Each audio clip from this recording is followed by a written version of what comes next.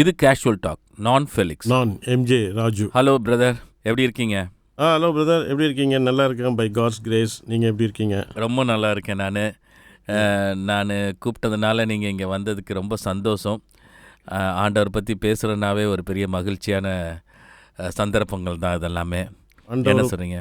கண்டிப்பாக ஆண்டவரை பற்றியும் அவர் கொடுத்த ஒவ்வொரு வார்த்தைகள் பற்றியும் நான் பேசும்போது, நாம் தியானிக்கும் போது, இப்படி கலந்து உரையாடும் போது அது எப்பவுமே சந்தோஷம், மகிழ்ச்சி தான். ஆமாம் பிரதர். ஏன்னா அந்த வார்த்தைகள் எப்படி இருக்குதுன்னா, பாருங்க, ஒரு வசனத்தோடு நம்ம போகலாம். இந்த வசனத்தில் என்ன சொல்கிறாரு, ஒரு தீர்க்கதரிசி சொல்கிறாரு பாருங்க. எரேமியா தீர்க்கதரிசியின் புஸ்தகம் வசனம் சொல்கிறேன், 15ஆம் அதிகாரம் 16ஆம் வசனம். இப்போது நம்ம எதுக்கு இந்த வசனத்துக்குள்ளே போகிறோம் அப்படின்னாக்கா, நம்ம ஆண்டவரை பற்றி பேசினாவே நீங்கள் என்ன சொன்னீங்க? சந்தோஷம். சந்தோஷம், மகிழ்ச்சி, இதெல்லாம் எதில் இருக்குன்னா, உண்மையான சந்தோஷம், உண்மையான மகிழ்ச்சி இந்த உலகத்தில் வேறு நீங்கள் எதுலேயுமே பார்க்க முடியாது. வேறு எங்கேயுமே பார்க்க முடியாது. ஆமாம், எவ்வளோ பணம் வேணால் சம்பாதிக்கலாம், அதில் வர சந்தோஷம், மகிழ்ச்சி கொஞ்ச நாள் தான் இருக்கும், கொஞ்சம் நேரம் தான் இருக்கும். இந்த மாதிரி நீங்கள் எந்த என்டர்டெயின்மெண்ட்டு உலகத்தில் எதை எடுத்துக்கிட்டாலும் சரி, எதுவுமே ஒரு நிரந்தரமானது கிடையாது. ஒரு நிரந்தரமான ஒரு வாழ்க்கையும் சரி, நிரந்தரமான ஒரு மகிழ்ச்சி, சந்தோஷம், இந்த களி கூறுதல் அப்படின்னு பார்த்தீங்கன்னா அது பைபிளில் தான் இருக்குது. பைபிளில் தேவன் நம்ம கொடுத்த வார்த்தையில் தான் இருக்குது. அதான் இந்த எரேமியா நீங்கள் சொன்னீங்களே, எரேமியா 15ஆம் அதிகாரம் 16ஆம் வசனம். உம்முடைய வார்த்தைகள் கிடைத்தவுடனே அவைகளை உட்கொண்டேன். உம்முடைய வார்த்தைகள் எனக்கு சந்தோஷமும் என் இருதயத்திற்கு மகிழ்ச்சியுமாயிருந்தது. சேனைகளின் தேவனாகிய கர்த்தாவே, உம்முடைய நாமம் எனக்கு தரிக்கப்பட்டிருக்கிறது. பாருங்க, அவர் என்ன சொல்றாரு, ஒரு பெரிய தீர்க்கதரிசி, ஒரு இளம் தீர்க்கதரிசி. அப்போ அவர் சொல்றாரு, உம்முடைய வார்த்தைகள் கிடைத்த உடனே அவைகளை உட்கொண்டேன், சாப்பிட்டேன்றார். வார்த்தைகளை கிடைச்ச உடனே அவர் என்ன பண்ணுறாரு, அவர் ஈகராக, ஒரு ஆர்வமாக அதை நான் சாப்பிட்டேன்னா அதை படிக்கும் போது தான் அந்த வார்த்தையை பற்றி நமக்கு தெரியும். அந்த வார்த்தை எனக்கு எப்படி இருக்குதான் அவருக்கு சொல்கிறாரு, சந்தோஷமும் இருதயத்துக்கு மகிழ்ச்சியுமாக இருக்கிறது அப்படின்னு சொல்கிறதா நம்ம பார்க்கிறோம். கர்த்தருடைய வார்த்தைகளை பற்றி பேசும்போது மகிழ்ச்சி, சந்தோஷமாக இருக்குன்னு நான் சொன்னேன். நீங்கள் அதுக்கு ஏற்ற வசனத்தை சொல்லிட்டீங்க. எரேமியா 15:16. ரொம்ப சந்தோஷம், எனக்கு ரொம்ப மகிழ்ச்சி. இது எனக்கு இப்படிப்பட்ட வார்த்தைகளை எல்லோரும் ரொம்ப சாதாரணமாக ஆஃபீஸ் கிளம்பும் போது பைபிளை திறந்து அப்படியே வாசிக்கிறாங்க. அதில் என்ன வசனம் வருதோ வாசிக்கிறாங்க. எனக்கு தெரிஞ்சு ஒரு கிளி ஜோசியக்காரர் ஆண்டவரை ஏற்றுக்கிட்டாரு. அவர் அவர் வீட்டுக்கு போயிருந்தேன். அப்போ வாங்க பிரதர் பைபிள் வாசிக்கலாம் அப்படின்னு உடனே என்ன பண்ணார், அவர் உடனே பைபிளை திறந்துட்டு நடுவில் நோட்ஸுக்கு வச்சுருப்போம்ல, ஒரு சின்ன ஒரு கயர் மார்க் பண்ணுறது, அதை கண்ணை மூடிட்டு இப்படி ஒன்று வச்சுட்டு கிளி ஜோசியம் ஸ்டைல்லே வச்சுட்டாரா? ஆமாம், கிளி ஜோசியம் ஸ்டைலில் டக்குன்னு திறந்து அங்கே இருக்க வசனத்தை எடுத்து வாசித்தாரு. அதில் உனக்கு ஐயோ அப்படின்னு போட்டிருந்தது. என்ன இன்னைக்கு ஆண்டவர் ஐயோன்னு சொல்கிறாரு அப்படின்ட்டாரு. இப்படியெல்லாம் வேதத்தை வாசிக்கிறாங்க நிறைய பேர். இப்படிலாம் நம்ம வாசிக்கலாமா? இல்லை, அதாவது பைபிளை திறந்தோன்னே எடுத்து ஒரு வசனத்தை வாசிக்கிறதுன்றது ஒரு நாளும் அப்படி அது முறையும் கிடையாது. தேவன் அப்படி பேசவும் மாட்டார். அது அப்படி படிக்கிறதுனால ஒரு சில வசனம் ரொட்டீனாக அவங்க படிப்பாங்க, மனப்பாடமாக படிப்பாங்களே தவிர அதனால எந்த பிரயோஜனமும் இல்லை. ஆவிக்குரிய ஜீவியத்துக்கு அது எந்த சம்பந்தமும் இல்லை, பிரயோஜனமும் கிடையாது, உதவியாகவே இருக்காது அது. ஆமாம். இப்போ நம்ம ஒரு நியூஸ் பேப்பர் கூட எடுப்பாங்க. சில பேர் நியூஸ் பேப்பர் படிக்கிறத பார்த்தீங்களா, ஒரு சிலர் உட்காந்து டாப் டு பாட்டம் ஃபுல்லாக படிப்பாங்க. சிலர் அங்கங்கே அந்த பேஜை பிரித்து படிச்சுட்டு போயிடுவாங்க. அதுக்கு அன்றைக்கி புல் மேய்கிற மாதிரி. ஆமாம். அதனால் அதில் என்ன பிரயோஜனமும் கிடையாது. தேவன் நமக்கு அப்படி அதுக்காக பைபிளை கொடுக்கல. வேதத்தை அதுக்காகவே நம்ம கொடுக்கல. நீங்கள் பாருங்கள், ஒரு வசனம் வாசிக்கலாம், எல்லாரும் வசனம் வாசிக்கலாம், வசனத்தை மனப்பாடம் பண்ணலாம். சமீபத்தில் கூட நான் யூடியூப்பில் ஒருத்தர் பார்த்தேன், ஏதோ 28 மணி நேரமோ 78 மணி நேரமோ நான் ஸ்டாப்பாக ஆதி ஆகமத்திலேருந்து வெளிப்படுத்தின விசேஷம் வரைக்கும் நான் ஃபுல்லாக படித்து ரெக்கார்ட் பண்ணியிருக்கேன்னு அவருக்கு பாராட்டு விழாலாம் பண்ணியிருக்காங்க. அது யார் வேணால் செய்யலாம். வசனத்தை படிக்கிறது யார் வேணால் செய்யலாம். ஆனால் இயேசு கிறிஸ்து ஒன்று சொல்கிறார் பாருங்க, வாசிக்கலாம். யோவான் எழுதின சுவிசேஷம் 17ஆம் அதிகாரம் 17ஆம் வசனம். உம்முடைய சத்தியத்தினாலே அவர்களை பரிசுத்தமாக்கும், உம்முடைய வசனமே சத்தியம். ஆமென். உம்முடைய வசனமே சத்தியம். சத்தியமாக்கும். ஆரம்பிக்கிறது எப்படி ஆரம்பிக்கிறார் பாருங்க. உம்முடைய சத்தியத்தினாலே அவர்களை பரிசுத்தமாக்கும், உம்முடைய வசனமே சத்தியம். நான் சொன்னேன் இல்லைங்களா, இப்போ ஒருத்தர் ஏதோ ரெக்கார்ட் பண்ணாருன்னு. வசனம் படிக்கலாம், வசனத்தை பயாட் பண்ணலாம், மனப்பாடமாக சொல்லலாம், எல்லாரும் சொல்லலாம். அநேக கிறிஸ்தவ இன்னைக்கு இந்த கிறிஸ்டியானிட்டியில் பார்த்தீங்கன்னா மனப்பாடமாக வசனம் சொல்கிறவங்க நிறையா பேர் இருக்கிறாங்க. ஆனால் இங்கே என்ன சொல்கிறாரு, உம்முடைய வசனமே சத்தியம். அப்போ அந்த வசனத்துக்கு உள்ள ஒரு சத்தியம் வச்சிருக்கார். அது யாராலும் சொல்ல முடியாது. அது உள்ள ஒரு என்ன பொருள் வச்சிருக்கிறாரு, நம்முடைய வாழ்வாதாரத்துக்கு, அதன்படி நம்ம வாழ்றதுக்கு. அந்த வசனத்துல என்ன சத்தியம்? வசனம் வேற சத்தியம். ஆமா, உங்களுடைய வசனமே சத்தியம். ஆமா, நம்ம இப்போ நான் வாசிச்சது பாருங்க. உதாரணத்துக்கு நான் ஒரு வசனம் வாசிக்கிறேன், நீங்க கூட அதை வாசிக்கலாம். பழைய ஏற்பாட்டுக்கு போகலாம். பிரசங்கி 11ஆம் அதிகாரம் 1ஆம் வசனம். 11 வாசிக்கிறீங்களா? வாசிக்கிறேன் நான். பிரசங்கி 11ஆம் அதிகாரம் 1ஆம் வசனம் வாசிங்க. உன் ஆகாரத்தை தண்ணீர்கள் மேல் போடு, அநேக நாட்களுக்கு பின் அதன் பலனை காண்பாய். இது வசனம். இப்போ நம்ம யோவான் 17:17 நம்ம என்ன பார்த்தோம்? உங்களுடைய வசனமே சத்தியம். இந்த மாதிரி எவ்வளோ வசனம். இதில் வந்து உன் ஆகாரத்தை தண்ணீர் மேல் போடுனா நம்ம அதுக்கு ஒன்றுமே எனக்கு புரியவே இல்லை. இப்போ வசனத்தை வாசித்தேன்னா உங்களுக்கு இல்லை, எனக்கு கூட ஆரம்பத்தில் இதை படிக்கும்போது புரியல. நானும் தேடி வாசிக்கும் போது இயேசு கிறிஸ்து சொன்ன மாதிரி வேத வாக்கியங்களை ஆராய்ந்து பார்க்கும்போது, அதுக்கு பின்பு தான் ஒரு ஜெபம் பண்ணி நம்ம கேட்கும்போது அவர் அந்த வெளிச்சத்தை கொடுக்குறாரு. அந்த வசனத்தில் உள்ள இருக்க சத்தியத்தை நமக்கு வெளிப்படுத்துவார். சத்தியமா உள்ள ஒரு சத்தியம் இருக்கு. இப்போ பாருங்க, நான் வாசிக்கிறேன். உன் ஆகாரத்தை தண்ணீர் மேல் போடு, அநேக நாட்கள் பின்பு அதன் பலனை காண்பா. இது வசனம். கவனிக்கலாம், இது வசனம். இப்போ இந்த வசனத்துக்குள்ள ஒரு சத்தியம் இருக்கு, ஒரு உண்மை இருக்கு. அதை நம்ம பார்க்கணும், அதை படிக்கணும், அதை தெரிஞ்சுக்கணும். அது வந்து இப்போ பார்த்தீங்கன்னா, இப்போ எனக்கு இதோடைய சத்தியம் தெரியணும். இப்போ இந்த வசனத்தை வாசித்துட்டேன், இதுக்குள்ளே இருக்க சத்தியம் தெரியணும்னா எனக்கு வந்து அப்போ நான் நிறைய பைபிள் கிளாஸ்லாம் போய் பைபிள் இதெல்லாம் ஸ்காலர்லாம் தேடி போகணுமா, இல்லை நானே எனக்கே அதை நான் தெரிஞ்சுக்கலாமா? அதற்கு தான் சில மெத்தட் சொல்லியிருக்கிறார் இயேசு கிறிஸ்து. நீங்கள் அநேக ஸ்காலர்ஸை போய் தேட வேணாம், எந்த பைபிள் காலேஜிலும் போய் படிக்க வேணாம், அதுக்கான நேரத்தையோ பணத்தையோ செலவழிக்க வேணாம். நமக்கு ஒரே ஒரு ஸ்காலர் வந்து நம்ம ஆண்டவராக இயேசு கிறிஸ்து. சூப்பர். அவர்கிட்ட தான் நம்ம போகணும். அவர்கிட்ட போய் கேட்டாக்கா இப்படி இந்த வசனங்களில் உள்ள சத்தியத்தை அவரே நமக்கு விளக்குவார். சரி சரி சரி. அதுக்கு அவர் வந்து ஒரு வசனம் சொல்கிறார் பாருங்க, இயேசு கிறிஸ்து. இப்போ நீங்கள் இந்த பிரசங்கி 11:1 வசனத்தை தான் படித்தோம். அதற்குள்ளே இருக்கிற சத்தியம் வேற. கரெக்ட். அது தெரிஞ்சாதான் நம்ம அதன்படி வாழ முடியும், பேச முடியும், செய்ய முடியும், இந்த ஆவிக்குரிய ஓட்டத்தை ஓட முடியும். பரலோகத்துக்கே அப்போ தான் போக முடியும். நிறைய விஷயம் இருக்கு. வசனத்தை யார் வேணா படிக்கலாங்க. இப்போ வந்து பாருங்க, நான் இத்தனை வருஷம் பிறந்ததுலேருந்து இவ்வளோ வருஷம் நான் ஒரு கிறிஸ்தவ வாழ்க்கையை வாழ்ந்துட்டேன். Born Christian. ஆமாம், பார்ன் கிறிஸ்டியன். இப்போ பாருங்க, இந்த வசனத்துடைய இது தெரியல, முன்னாடியும் அப்படி இல்லை, பின்னாடியும் அதுக்கு சப்போர்ட் எதுவுமே இல்லாதனால நீங்கள் இதை எப்படி புரிஞ்சுக்குவீங்க? நான் எப்படி புரிஞ்சுக்குவேன்? ஆகாரத்தை தண்ணீர் மேலே போடு அப்படின்னா என்னது இது? அப்போ நம்ம சாப்பாடை வந்து தண்ணீர் மேலே போடணும் போல. சரி, நீங்கள் அப்படியே சாப்பாடை தண்ணியில் போட்டிங்கன்னு லிட்டர்லாம் எடுத்து இதை பேசுகிறோன்னு வைங்க. ஆகாரத்தை எடுத்து தண்ணீரில் போடுறீங்க. தண்ணீரில் போட்டால் இப்போ நைட்டு சாப்பாடு எடுத்து தண்ணியில் போட்டிங்கன்னா காலை வரைக்கும் நல்லாயிருக்கும்.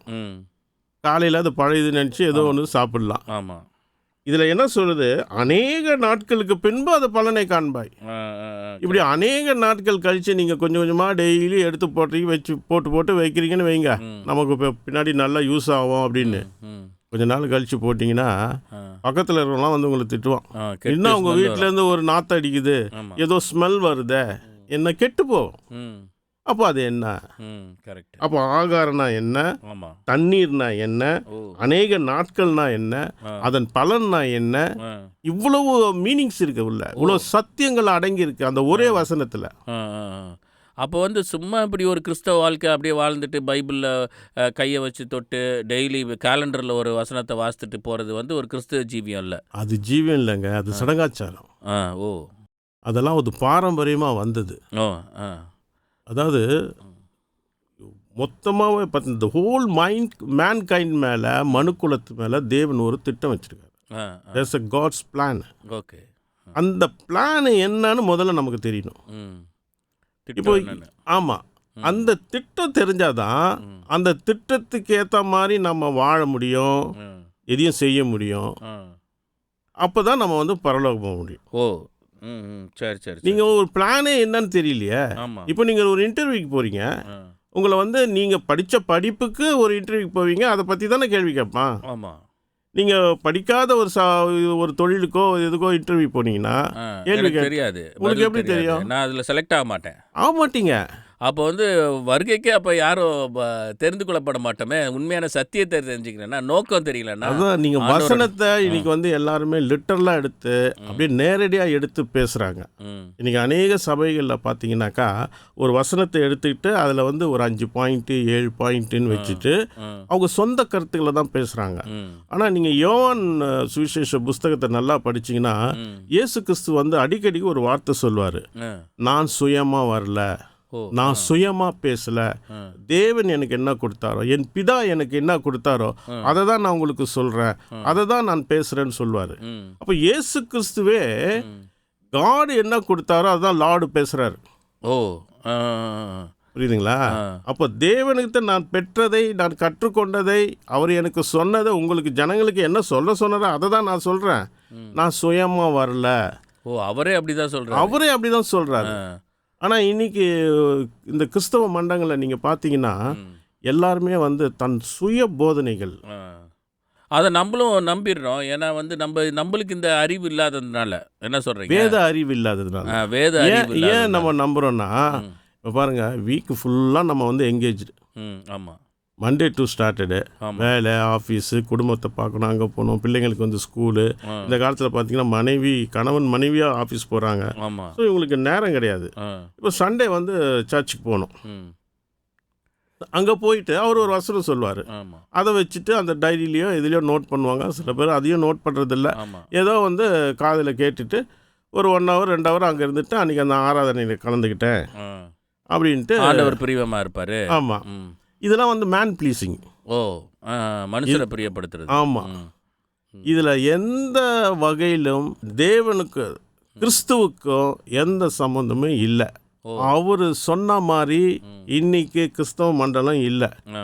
கிறிஸ்து சொன்ன ஒரே போதனையை கரெக்டாக செஞ்சவங்க 12 அப்போஸ்தலர்கள் மட்டும்தான். ஓ, அந்த ஆதிகால சபையில் அந்த ஃபர்ஸ்ட் செஞ்சுரி மட்டும்தான். ஓஹோ. அதுக்கப்புறம் பார்த்தீங்கன்னா டோட்டல் கிறிஸ்டியானிட்டியை மாறிடுச்சு. ஓ, அதனுடைய டாக்டரின்ஸ், வியாக்கியானங்கள்லாம் மாறிடுச்சு. அவங்களுக்கு ஏற்ற மாதிரி அதை. அதனால தான் இத்தனை டினாமினேஷன் இருக்குது இன்னைக்கு. இன்னைக்கு வேர்ல்டு வைடு பார்த்தீங்கன்னாக்கா 850, இன்னைக்கு இன்னும் ஜாஸ்தி கூட ஆயிருக்கலாம். கொஞ்சம் காலத்துக்கு முன்பு வரைக்கும் 850 டினாமினேஷன்ஸ். இப்போ லைக் நம்ம சொல்லணும்னா சிஎஸ்ஐ, ஏசிஏ, அசம்பிளி ஆஃப் காடு, ரோமன் கேத்தலிக், இப்படி மெத்தோடிஸ்ட் சர்ச்சு, ஆங்கிலோ இந்தியன், மாதிரி நிறைய பிரிவுகள் வருது. ஏன் தெரியுங்களா? அவங்கவுங்க சுயமாக ஒன்று எடுத்து சொல்கிறதுனால பிரிவுகள். ஏன்னா இயேசு கிறிஸ்து ஒருத்தர் தானே, அவர் ஒரே போதனை தானே கொடுத்தாரு, ஒரே சத்தியம் தானே கொடுத்தாரு. ஆமாம். அப்புறம் எத்தனை எதுக்காக இவ்வளோ பிரிவுகள் வந்தது? அப்போ வந்து நம்ம வேதத்தை பார்த்து ஆண்டவர்கிட்ட ஜெபிச்சு அதோடைய அர்த்தத்தை புரிஞ்சிக்கல அப்படின்னா நம்ம வந்து ஏமாறப்படுவோம். வசனம் நம்மளுக்கு தெரியல, வசனம் தெரிஞ்சாலும் அதோடைய சத்தியம் நம்மளுக்கு தெரியல அப்படின்னா நம்ம வந்து இவ்வளோ நாள் பைபிள் வாசித்தோம் எல்லாம் பண்ணியும் வேஸ்ட் ஆயிடுவோம். ஏன்னா அந்த குறிப்பிட்ட நம்மளுக்கு சோதனை வரும்போது நம்மளுக்கு சத்தியம் தெரிஞ்சாதான் நம்ம அதை ஜெயிக்க முடியும். ஆமாம், கண்டிப்பாக சத்தியம் தெரியணும். நீங்கள் சத்தியத்தை தெரிஞ்சிச்சுன்னா நீங்கள் என்ன பிரச்சனை வரட்டும் உங்கள் வாழ்க்கையில், என்ன சோதனை வரட்டும், என்ன போராட்டம் வரட்டும், மரணமே வரட்டும், நீங்கள் பயப்பட மாட்டீங்க. ஆமாம், நீங்கள் ஜெயிப்பீங்க. சத்தியம் உங்களை விடுதலை ஆக்கும். ஆமாம், அதான் யோவான் 8:32 சொல்கிறாரு, சத்தியத்தையும் அறிவீர்கள், சத்தியம் உங்களை விடுதலையாக்கும். ஆமா. சத்திய ஒளி, அதான் வெளிச்சம். அதை யார் படித்து அதன்படி வாழ்க்கையில் நடந்து கிறிஸ்துவை பிரதிபலிக்கிற வாழ்க்கை வாழ்றவங்க தான் வெளிச்சத்தின் பிள்ளைகள். ஆமா ஆமா ஆமா ஆமா, அவங்க தான் வெளிச்சத்தின் பிள்ளைகள். அப்போ நம்ம வெளிச்சத்தின் பிள்ளைகளாக நடக்கணும்னா வேதத்தில் இருக்க சத்தியத்தை நம்ம புரிஞ்சுக்கணும். அது எப்படி புரிஞ்சுக்கலாம் பிரதர்? அது எப்படி புரிஞ்சுக்கணும்னா பாருங்க, இயேசு கிறிஸ்து ஒன்று சொல்றாரு, வாசிக்கலாம். யோவான் 5ஆம் அதிகாரம் 39ஆம் வசனம்.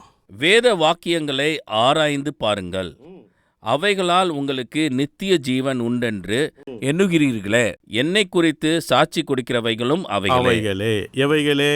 வேத வாக்கியங்கள். ஆமா. என்ன சொல்றாரு? வேத வாக்கியங்களை ஆராய்ந்து பார்க்க சொல்றாரு. கிறிஸ்து சொல்றாரு, நம்ம ஆண்டவராக இயேசு கிறிஸ்து சொல்றாரு, வேத வாக்கியங்களை ஆராய்ந்து பாருங்க, சர்ச் பண்ணுங்கன்றார். ஆமா. சர்ச், அதை பிரித்து பார்த்தீங்கன்னா ரீ ப்ளஸ் சர்ச், ரிசர்ச் பண்ணுங்க வேத வாக்கியங்களை. ஏன்னா அவைகளில் தான் உங்களுக்கு என்ன இருக்கு? நித்திய ஜீவன் உண்டு. நித்திய ஜீவன் அதில் தான் இருக்கு. என்னை பற்றி அதில் தான் அதிகமாக சாட்சி இருக்கு. வேத வசனங்கள்ல, அந்த சத்தியங்கள்ல, அந்த வாக்கியங்களை நீங்க ஆராய்ந்து பாருங்க. அப்போ ஒரு வசனத்தை ஏதோ நீங்க இப்போ சற்று சொன்னீங்களா, யாரோ ஜோசியக்காரன் மாதிரி பைபிளை திறந்தோன்னே, இது எல்லாருக்கும் உள்ள ஒரு பழக்கம்.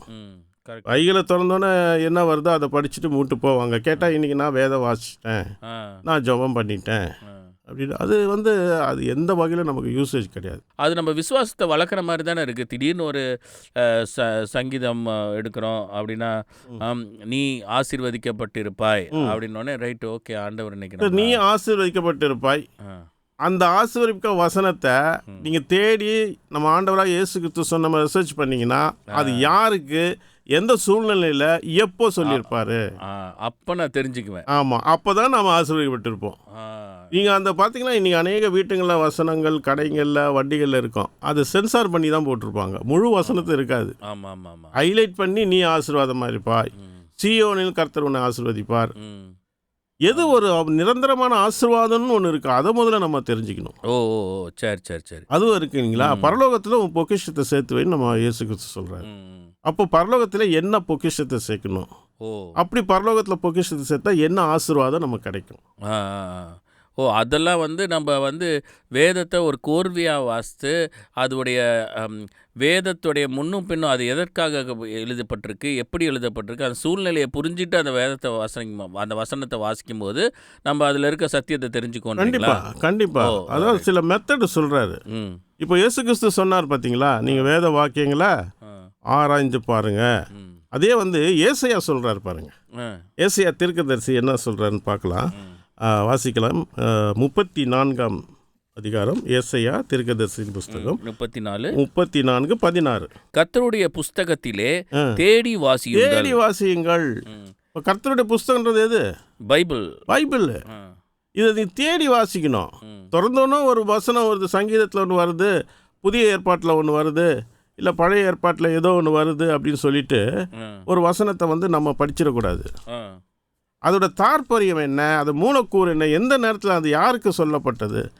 அப்கோர்ஸ் நமக்கு எல்லா வசனங்களும் ஆண்டவர் ஆதி காலத்திலிருந்து பழைய ஏற்பாட்டில் பேசின அந்த மாம்சீக இஸ்ரேல் ஜனங்களுக்கு இப்போ நமக்கு இந்த ஆவிக்குரிய இஸ்ரேலுக்கு பொருந்தும், நமக்காக சொல்லப்பட்டது தான்.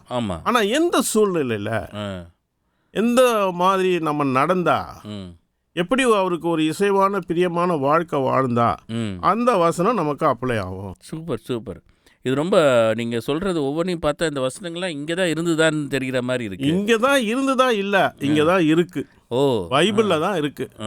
நீங்கள் சொன்ன மாதிரி ஒரு ஸ்காலரையோ ஒரு இடத்துல போய் பணம் செலவு பண்ணியோ பல வருடங்களோ படிக்க வேண்டியது இல்லை. இதெல்லாம் அதில் நீங்கள் எதுவுமே தெரிஞ்சிக்கவே முடியாது. நீங்கள் செய்ய வேண்டியது, இயேசு கிறிஸ்து சொல்றாரு, வேத வாக்கியங்களை ஆராய் சொல்றாரு. இங்க என்ன சொல்றாரு ஏசாயா 34:16 கர்த்தருடைய புஸ்தகத்தை தேடி வாசிங்க, தொடர்ந்து வாசிங்க அந்த வசனத்தை. அவைகளில் ஒன்றும் குறையாது, அதுல ஒன்றும் குறையாது, அவைகளில் ஒன்றும் ஜோடி இல்லாதிராது. ஜோடி இல்லாதிராது. வாட் யூ மீன் பை ஜோடி? ஒன்றுக்கு ஒன்று சப்போர்ட்டிங் இது இருக்கும். இருக்கு.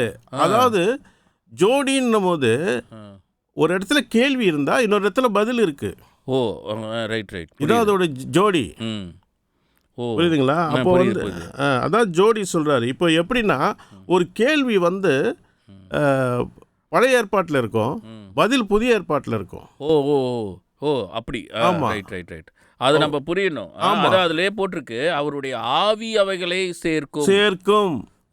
அவருடைய ஆவி அவளை சேர்க்கும். அவை வாய் இது சொல்லிட்டு, கர்த்தருடைய வாய் வந்து இதை சொல்லிட்டு, ஒரு மனுஷனுடைய வாய் சொல்லல, கர்த்தருடைய வாய் சொல்லி எழுதப்பட்ட வார்த்தைகள்.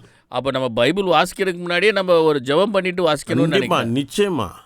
ஆண்டவரே இந்த வசனம் வாசிக்கிறேன், இதுல இருந்து நீர் என்னோட இதோடைய சத்தியத்தை எனக்கு போதியும் ஆண்டவரே அப்படின்னு நம்ம வந்து கண்டிப்பா ஆண்டவர்கிட்ட ஜெபிச்சு அந்த ஆவியை பெற்றுக்கிட்டு வாசிக்கும் போது நம்மளுக்கு ஆண்டவரே நம்மளுக்கு சொல்லி தருவார் போல இருக்கு. அவர் தான் நம்ம ஸ்காலரு.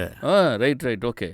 அதாவது அவருடைய வாய் இதை சொல்லிட்டு அவருடைய ஆவி அவைகளை சேர்க்கும். எவைகள்னா நம்ம வாஞ்சையா ஒரு ஜபம் பண்ணி ஆரம்பிச்சு இதை படிக்கும்போது, தேவனே எனக்கு இதோட வெளிச்சத்தை கொடுங்க, இதோட அர்த்தத்தை நான் தெரிஞ்சுக்கணும், இந்த வசனத்தில் உள்ள சத்தியங்களை நான் அதிகமாக அறியணும், சத்தியத்தை அறிகிற அறிவில் வளரணும் அப்படின்ட்டு நம்ம ஜபம் பண்ணி ஆரம்பிக்கும் போது நிச்சயமாக உங்களுக்கு பதில் கிடைக்கும்.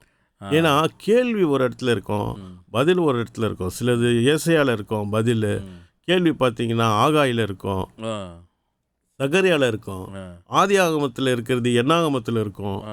பழைய ஏற்பாட்டில் வந்து கேள்வி இருந்தால் புதிய ஏற்பாட்டில் பதில் இருக்கும், புதிய ஏற்பாட்டில் பதில் இருந்தால் பழைய ஏற்பாட்டில் பதில். இதுக்கு ஒரு வசனம் சொல்கிறார் பாருங்க, அதே ஏசையா வாசிக்கலாம். 28:10. ஏசையா 28ஆம் அதிகாரம் 10ஆம் வசனம். கற்பனையின் மேல் கற்பனையும், கற்பனையின் மேல் கற்பனையும், பிரமாணத்தின் மேல் பிரமாணமும், பிரமாணத்தின் மேல் பிரமாணமும், இங்கே கொஞ்சமும் அங்கே கொஞ்சமுமாம் என்கிறார்கள். இங்கே கொஞ்சமும் அங்கே கொஞ்சமா இருக்கு. புரியுதுங்களா? அதே ஏசையாக 34:16 என்ன சொன்னாரு? தேடி வாசிங்க, அதுக்கு ஜோடி இல்லாமல் இருக்காது. அது எப்படி இருக்குன்னா, இங்கே கொஞ்சம் இருக்கு, அங்கே கொஞ்சம் இருக்கு, ஆதியாகமத்தில் இருக்கு, மல்கியாவில் கொஞ்சம் இருக்கும், மத்தேயில் இருக்கிறது அங்கே சகரியாவில் இருக்கும். இப்படி கொஞ்சம் கொஞ்சமாக ஸ்பிட் பண்ணி வச்சுக்க. இதுக்கு தான் நம்ம வந்து தேடி வாசிக்கணும். தேடி வாசிக்கணும். கிளி ஜோசியம் மாதிரி கையை வச்சு வாசி, அதெல்லாம் அது வந்து கணக்கிலே வராது. புரியாது. இங்கே என்ன சொல்கிறார் பாருங்க, கற்பனை மேல் கற்பனை, பிரமாணத்தின் மேல் பிரமாணம், கற்பனை மேல் பிரமாணம், வசனத்தின் மேல் வசனம், சத்தியத்தின் மேல் சத்தியம். உனக்கு அதிக லா, அந்த சட்ட திட்டங்கள் எல்லாமே இருக்கு. இது எப்படி இருக்குன்னா ஒரே இடத்துல இல்லை. ஒரே இடத்துலனா பைபிளில் தான் இருக்கு. பைபிளில் இங்கே கொஞ்சம் அங்கே கொஞ்சமாக வச்சுருக்காரு. நாம் தேடி வாசித்து அதை கிறிஸ்து சொன்ன மாதிரி ஆராய்ந்து பார்க்கும்போது அந்த வசனத்தில் உள்ள சத்திய வெளிச்சங்களை நாம் தெரிந்து கொள்ளலாம். சங்கீதங்களை மட்டும் சிலவங்க வாசிக்கிறது. ஆமாம். ஏன்னா அதில் வந்து நல்ல ஆசீர்வாதங்கள் இருக்கும். அப்படி அதை மட்டும் வாசித்துட்டு அதை எடுத்துகிட்டு போகிறது. இப்படிலாம் நடந்தால் எப்படி நம்ம? சரி, சங்கீதத்தில் வாசிக்கிறேன்னு சொல்கிறீங்களா? அது ஒரு சங்கீதம் வாசிக்கலாம். 51ஆம் சங்கீதம், 51ஆம் சங்கீதம் 5ஆம் வசனம் வாசிங்க. இதோ நான் துர்க்குணத்தில் உருவானேன், என் தாய் என்னை பாவத்தில் கற்பம் தரித்தாள். இது சங்கீதமா? ஆமாம். இது எப்படி எடுத்துக்கலாம்? இதெல்லாம் வாசிக்க மாட்டோம். வாசிக்க மாட்டோம்னா தேவையெல்லாம் ஒதுக்கலாமா? வாசிக்கும் போது வந்தா கூட இது நமக்கு இருக்காது அப்படின்ட்டு அடுத்த வசனத்துக்கு போயிடும். எல்லாமே நமக்கு தாங்க. அதாவது இதுல இருக்கிறது எல்லாமே புதிய ஏற்பாட்டில் பழைய ஏற்பாட்டில் தேவன் கொடுத்திருக்கிறது எல்லாமே நமக்கு தான். இதோ நான் துர்க்குணத்தில் உருவானேன், என் தாய் என்னை பாவத்தில் கர்ப்பம் தரித்தாள். அப்ப இந்த வசனம் சங்கீதம் தானே? ஆமா. இது எப்படி எடுத்துக்கலாம்? ஆமா, கரெக்டு தான். அப்போ இதை ஒதுக்கலாமா? இது வேண்டாம் நமக்கு இல்லைன்னு அப்படி இல்லை. இது வந்து ஆண்டவர் நம்மளுக்கு சொல்லியிருக்க மாட்டார் அப்படின்ட்டு நம்ம எடுத்துக்கிறது தான். அதான் நம்மளுக்கு ஏற்ற வசனங்களை நம்ம தேர்ந்தெடுத்து நாம் எப்படி இருக்கக்கூடாததுக்கு சொல்லப்பட்ட வசனம். ஆமாம், புரியுதுங்களா? கரெக்ட். இதோட ஆவிக்குரிய பார்த்தீங்கன்னா, என் தாய் என்னை பாவத்தில் கர்ப்பம் தரித்தாள். இப்போ ஆதாமுடைய பாவம் எல்லாருக்கும் இருக்குதா? இருக்கு. ஒத்துமொட்ட மனுக்குலத்துக்கு இருக்கு. இனி பிறக்க போறவங்களுக்கு இருக்கு. ஆதி தகப்பன ஆதாம், தாய் நம்முடைய தாய் யார் தெரியுங்களா? ஏவாள். அவ தான் முதல்ல தப்பு பண்ணது. நம்ம ஆதாமையே குறை சொல்லி நிற்போம். கரெக்ட் இல்லைங்களா? அப்போது மனைவி செஞ்ச தப்பு இவர் ஏற்று அதுக்கு உள்ளே போயிடுறாரு. இந்த பாவத்தின் சம்பளமாகிய ஒரு தண்டனை அவங்களுக்கு வந்துருச்சு. அது மரணமாக வந்துருச்சு. இன்னைக்கு வரைக்கும் அந்த மரணம் இருக்குது. அப்போ அந்த தாயை பற்றி தான் இங்கே சொல்கிறாரு. நம்ம ஒவ்வொருத்தருக்கும் உள்ள தாயை பற்றி சொல்ல பாருங்க. இது உள்ள எவ்வளோ சத்தியம் இருக்குது பார்த்தீங்களா இந்த வசனத்தில். கரெக்ட். ஆதி தாயை பற்றி இங்கே பேசுகிறாரு. கரெக்ட். என் பிறப்பிலேயே பாவம் இருக்குது, அப்போ எனக்கு துர்க்குணம் இருக்குது. ஆமாம் அப்படின்னு சொல்லிட்டாரு. அது சொல்லிட்டு தான் அந்த நீங்கள் 51ஆம் சங்கீதம் வந்து அந்த பாவ அறிக்கை செய்கிற மாதிரி தாவீது செய்த பாவத்திற்கு ஃபுல்லாக அறிக்கையிடுவார். ஏன் அவர் பெரிய ராஜா இல்லை, அவருக்கு சகல வசதியாக இருக்குது. அவர் கடவுளுக்கு வந்து நேராக பேசுகிறவர் இல்லையா, தீர்க்கதரிசி வேறு அவர் ஏன் வந்து இதெல்லாம் அறிக்கையிடணும் செஞ்ச பாவத்துக்கு? ஏசாமி கூட நிறைய இடத்துல வசனங்கள்ல இருந்து தானே கோட் பண்ணி பேசுவார். பழைய ஏற்பாடு வசனங்கள் தீர்க்கதரிசி சொன்னாங்களே எழுதி இருக்கிறதேன்னு சொல்லுவாது. ஏன்னா இவங்களுக்கு வந்து இந்த இயேசு கிறிஸ்து இந்த காலத்தில் அவர் ஊழியம் செஞ்ச காலத்தில் இந்த பரிசேயர் சதுசேயர் 2 குரூப் இருந்தது. அவங்க எப்போ பார்த்தாலும் எதையாவது அவர்கிட்ட குறை கண்டுபிடிக்கணும், அவரை குற்றம் கண்டுபிடிக்கணும்னே சொல்லுவாங்க. ஏன்னா இயேசு கிறிஸ்து வந்து நியாயப்பிரமாணத்தை முழுமையாக நிறைவேற்றினவர் மனுஷர்களாக இயேசு கிறிஸ்து மட்டும்தான். நியாயப்பிரமாணம், அதாவது மோசே மலையில் 40 நாள் இருந்து அந்த கற்பலைகளை அந்த கட்டளைகளை 10 கட்டளைகளை வாங்கிட்டு வர்றாருல இந்த ஜனங்களுக்கு, அது வந்து அப்போ அது கொடுக்கப்பட்ட அந்த நியாயப்பிரமாணம் அதை ஒருத்தரும் நிறைவேற்றல. ஆமாம், அந்த காலத்து ஜனங்களும் சரி, அந்த காலத்து இஸ்ரேல் ஜனங்களும் சரி. ஏன்னா அவங்களுக்கு வந்து பாவம்னா என்னன்னே தெரியாமல் பாவம் பண்ணி நிற்கிறாங்க. அதுலேருந்து அவங்க மீண்டு வரத்துக்கு கட்டளைகளை கொடுக்குறாரு. நமக்கு தெரிஞ்சது வந்து நல்லா பார்க்கலாம், 10 கட்டளைகள் தான். ஆனால் அந்த 10 கட்டளைகளுக்குள்ள 617 சட்டத்திட்டங்கள் இருக்குது. 617 சட்டத்திட்டங்கள் இருக்கு. அது எல்லாமே நிறைவேற்றினவர் யாருன்னா நம்ம ஆண்டவராக இயேசு கிறிஸ்து. ஆமென். பாருங்க, நியாயப்பிரமாணத்தை முழுமையாக நிறைவேற்றுறதுக்கு ஒருத்தர் மரணம் இல்லை. ஆனால் இயேசு கிறிஸ்துக்கு மரணம் வந்தது. ஆமாம். ஏன்? அது வந்து அவருடைய பிதாவுடைய சித்தம். நம்மளுடைய பாவங்கள்லேருந்து நம்மளை முற்றிலுமாய் பிதாவின் சித்தம் மட்டும் இல்லை. மத்தேயுல ஒரு வசனம் சொல்வார், நான் உங்களுக்கு வாசிக்கிறேன். மத்தேயு 5ஆம் அதிகாரம் 17ஆம் வசனம்.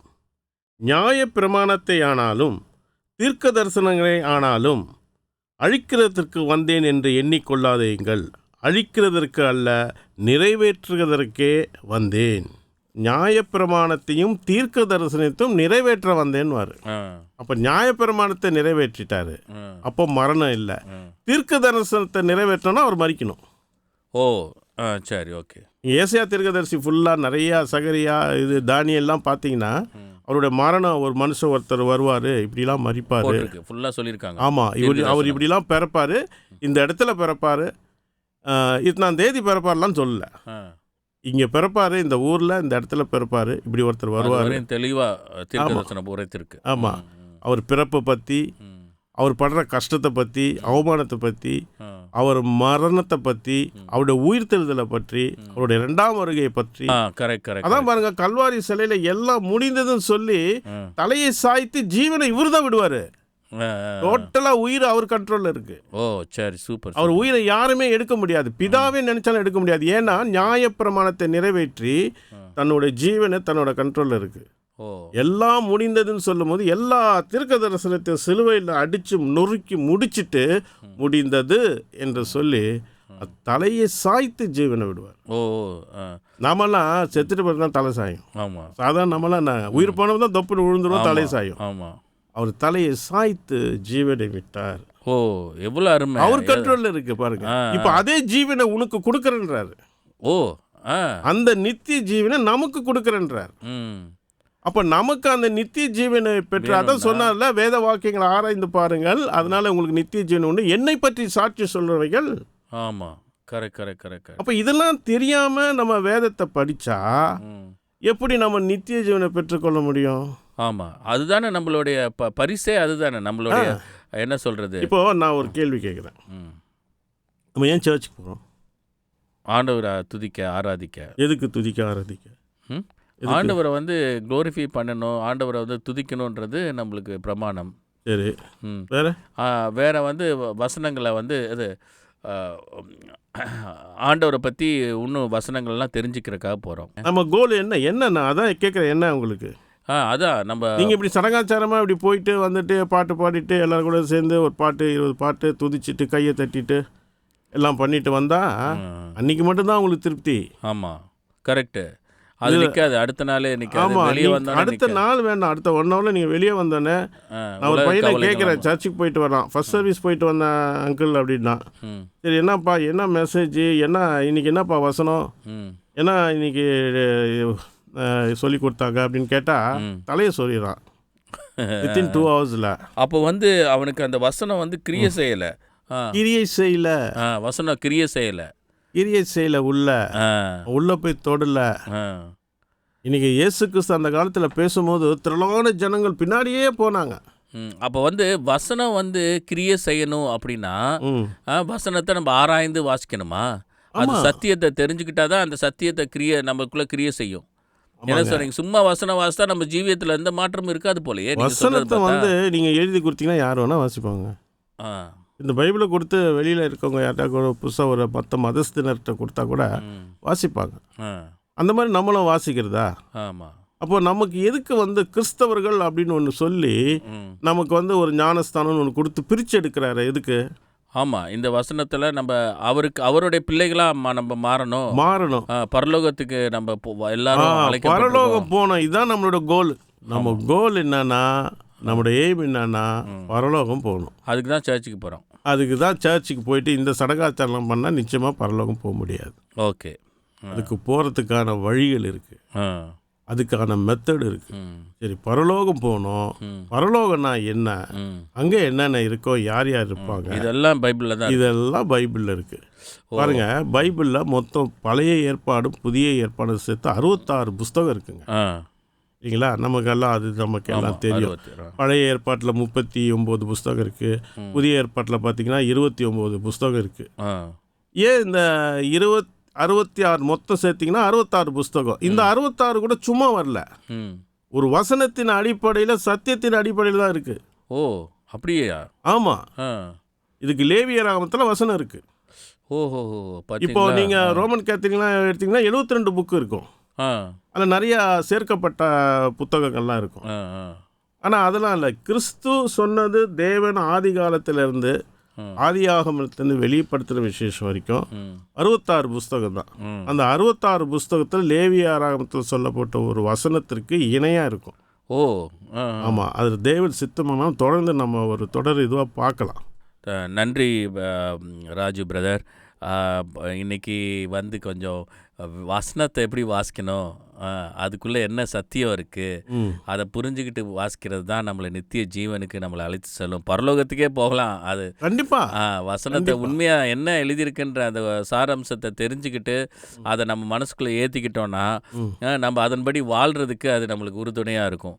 என்ன சொல்கிறீங்க? வசனத்தை நான் புரிஞ்சு வாசிக்கும் போது அது மனசில் பதிஞ்சிடும். அதாவது ஒன்று சொல்லிடுறேன் கடைசியாக, அதாவது சொல்கிறேன், நம்ம ஆரம்பத்தில் பார்த்த மாதிரி நம்ம மேலே தேவன் ஒரு திட்டம் வச்சிருக்கிறார்.